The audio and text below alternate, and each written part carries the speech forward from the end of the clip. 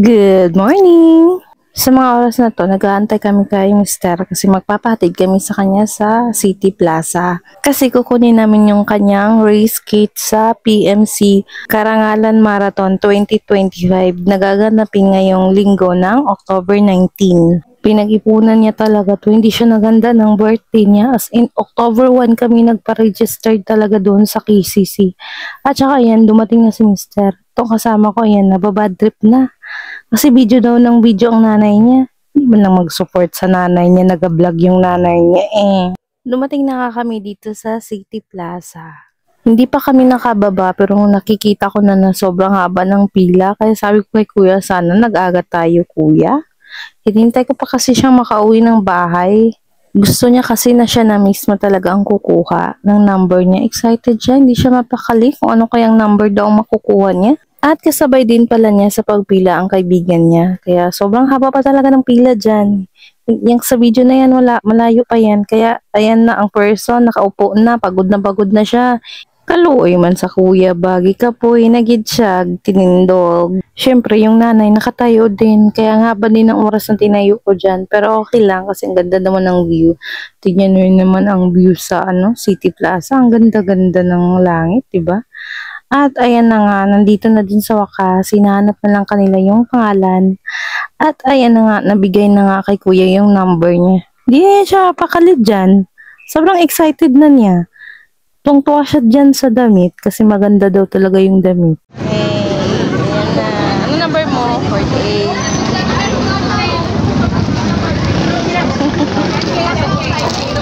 Excited. Hindi number ko.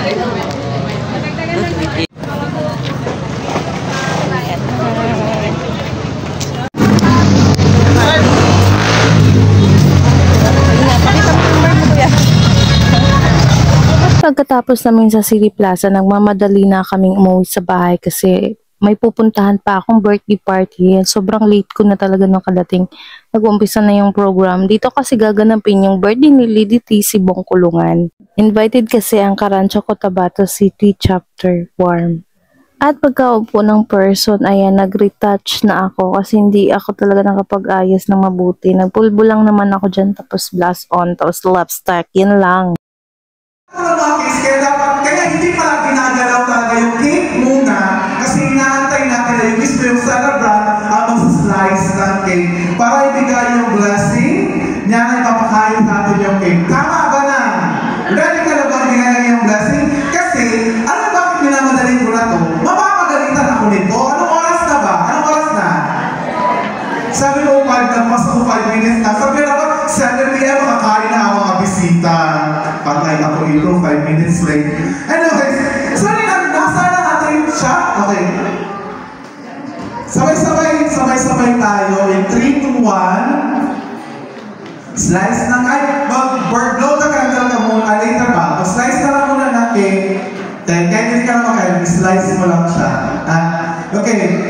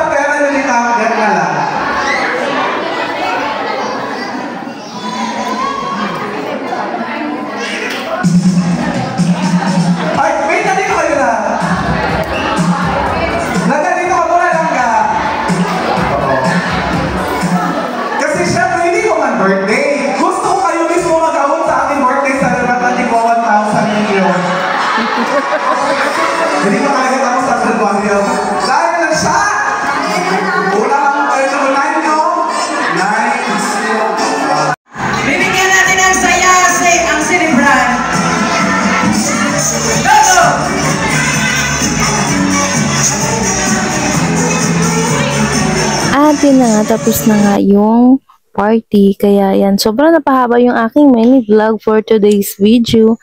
Pero, thank you for watching. See you in my next vlog. Bye-bye!